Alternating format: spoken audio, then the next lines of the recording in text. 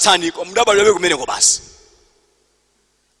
I will give you pastors Ndidzakupasani abusa who are going to feed you with knowledge and understanding. amene adzakudyetsani ndi chidziwitso ndi kumvetsetsa.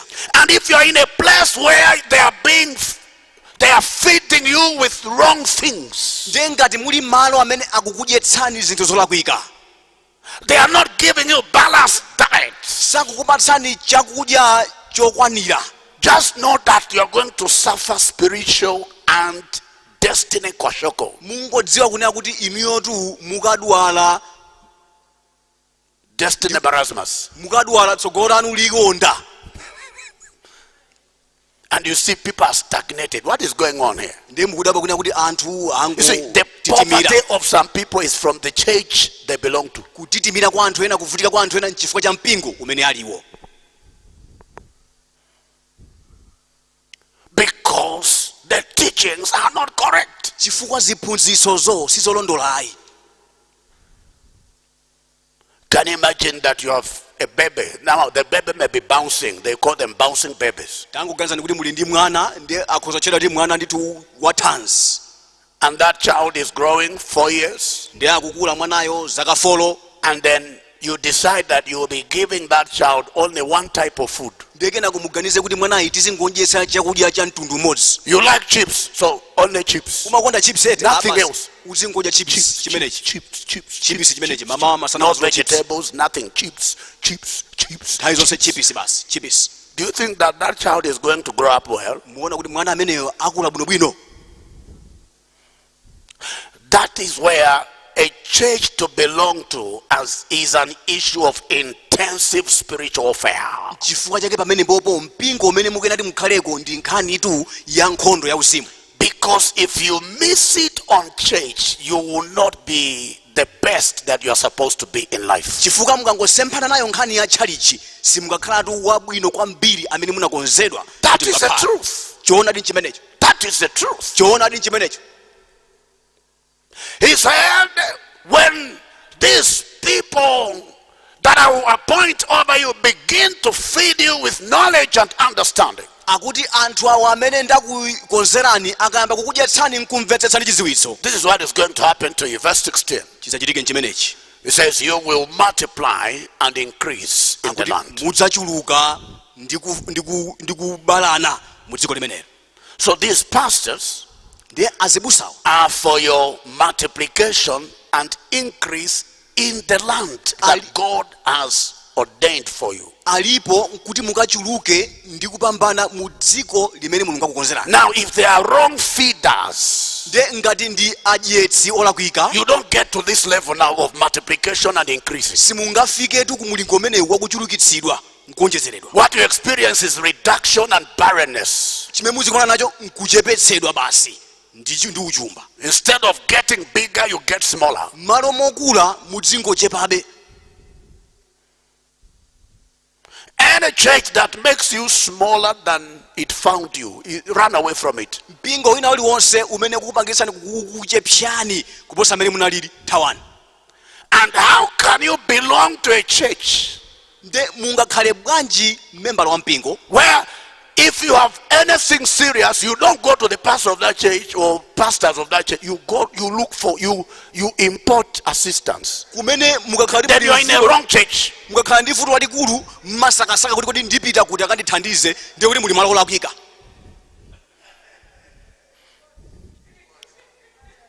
Papa, pray for me, Papa. But you, which church do you belong to? Papa. Are there no pastors there? Papa ndipempherereni kodi iwe ndi wa mpingo uti kulibe azibusa kumeneko. You know that your pastor there cannot do anything about your situation, and you remain there. Busa wanuyo kumeneko You are sangalire sick. kukhuza zimenezo kwa muli konkobe ndinodwala. You know, the greatest challenge we have in this country is religion. Vuto lalikulu tinalo mu dziko lino ndi chipembedzo. It's religion. Chipembedzo. We just want to be called that we are a member of a particular whatever. ngofuna kudzika kuti ndife mamemba athu ampingo But when you have something serious requiring intensive spiritual warfare, you know they cannot give you that service there. pakakhala chofunikira pemphero chofunikira nkhondo ya uzimu Now, mukudzasaka if a church cannot service you, why should you remain there? ngati mpingo sungakuthandizeni nde mukhalira chomeneko sunthani. Is it funeral that makes you to remain there, that when you die there will be more people? chifukwa cha maliro kuti ayi nkadzafa kudzakhala chinamtindi cha wanthu. Somebody shout hallelujah.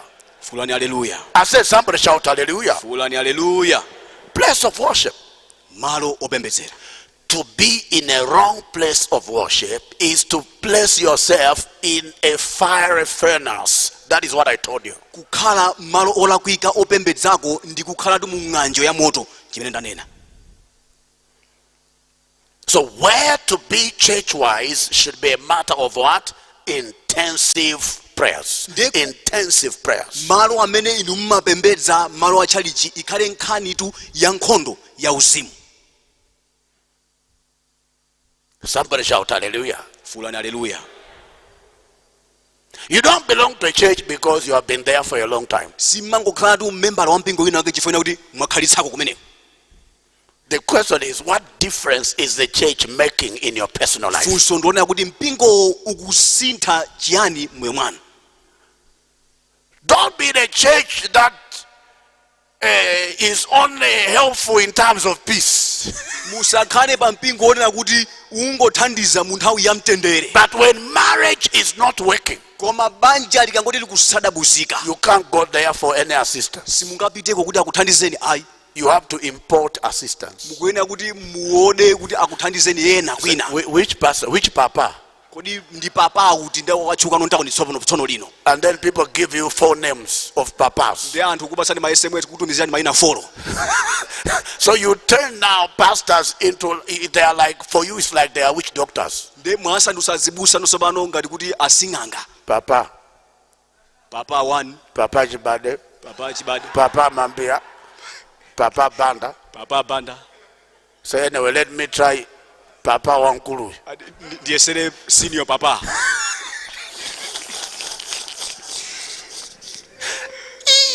Hey. Many people are sick in this area. ambiri akudwala mu gawo limeneli.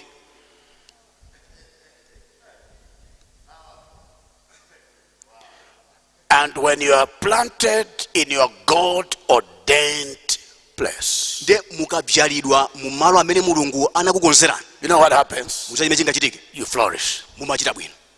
You flourish. mumachita bwino. Yes, you flourish. mumasangalala. In Psalm 92 verses 12 to 14, the Bible is very clear about that. Psalm 92 ndi 12 mpaka 14. The righteous shall flourish like a palm tree. He shall grow like a cedar in Lebanon. Verse number 13 says, why is he going to flourish? Says, because he is planted in the house of the Lord. achita bwino chifukwa chani? chifukwa kuti wabyalidwa mu nyumba ya Atate. God has shown him the place to be planted, and he is planted there. Next is flourishing. mulungu amuonetsa malo kuti abyalidwe nde wazibyala yekha mmenemo basi kenako azingochita bwino. But if you position yourself anywhere, koma mukazikhazika nokha pena paliponse you can't flourish. It's only those that are planted, stationed in a place. simungabiriwire ndi okhawo amene azibyala wokha pamalo. And it is not true that all churches are the same. nde sichoona kuti mipingo yonse ndiyofanana. It is not true. sizoona.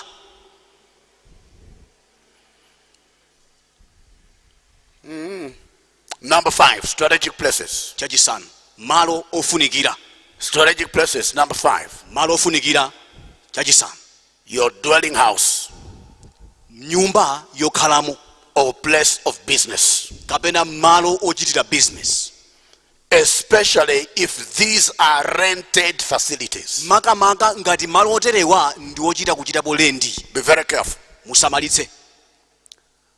Dwelling house, the place, the house you live in. nyumba imene mmakhalamo. Or that facility that is housing your business. kapena malo amenewo amene mmachitapo lendi a business yanu. I don't need to say this, but you know that some houses sindikuyenera ndichite kunena ichi koma mukudziwa kuti nyumba zina are built by people that are not born again, zimamangidwa ndi anthu ena kuti siobadwa matsopano, or people that are not strong Christians. kapenanso anthu amene si akhristu olimba.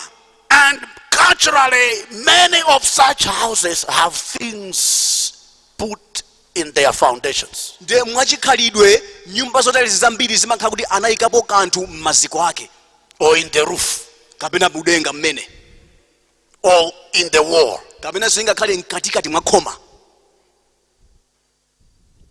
And you can't carelessly rent a facility like that. Nde simungangochita mwachisawa watu kumachita lendi malotero, Because many people in our country here are living in rented houses. chifukwa ambiri mu dziko lathu lino akukhala So many of them are so careless that they just enter. nde ambiri ndosasamalitsa amangolowa into such houses. nyumba zimenezo, And they are surprised that they are dreaming things they don't like. nde amadabwa kuna kuti akulota zinthu zosakhala bwino. That every night you are dreaming that hyenas are kissing you. Nde usiku kumalota nditu afisi akukisani. Some people entered some homes Anthu ena adalowa nyumba and they started fighting as a couple. kungolowa nyumba imeneyo nkhondo kubuka mwamuna ndi mkazi. Why are we fighting like this? Chifukwa chani tikulimbana kukangana? What is going on? Chikuchitika nchani? Is it making sense? Kodi zikumveka? Is God opening your eyes? Kodi Mulungu akutsegula ndi maso? If where you are staying is a rented property, Ngati nyumba imene mukukhala ndiyo ya whether lendi, as a residence or as a place of business, kapena kandi ya business, kapena kokhalako chabe, don't joke with that, sir. You don't know what this fellow did when he was constructing that house. musachite masewera, simukudziwa chimene mwini nyumbayo adachita pomanga nyumbayo. You need to do intensive spiritual warfare over such facilities Kuyenera kuti muchite nkhondo yayikulu ya uzimu pa nyumba zimenezo, in order to destroy the backlash of demonic hostility against your cause in the earth. kuti muphwanye zolusa zimene zili pamenepo zofuna kulimbana ndi tsogolo lanu. Somebody shout, the place. Fulani kuti malo. Say it again, the place. Fulani kuti malo. Say it louder, the place. The place. Don't joke with places. Don't. Musachite masewera ndi nkhani ya malo. You know, the enemy and his agents Dani ndi ake ayeyo don't take anything lightly. samaseweretsa zinthu.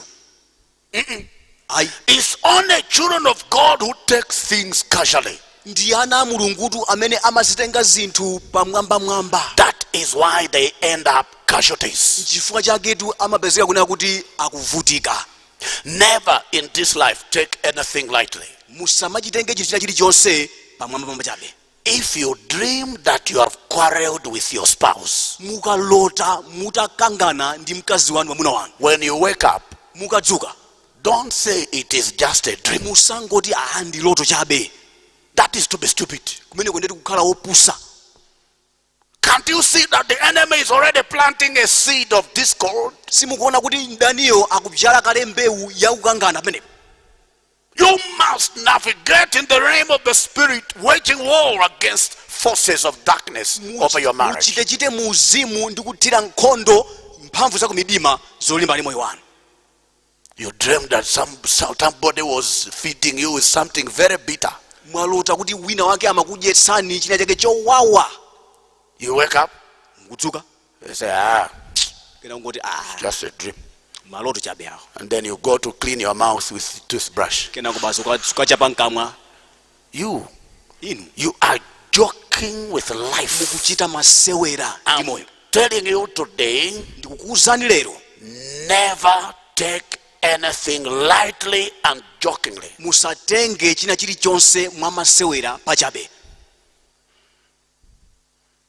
You'd rather have people say, I think you are going too far. Kuli bwino anthu azikunenani kuti koma ndiye mukuonjeza athu.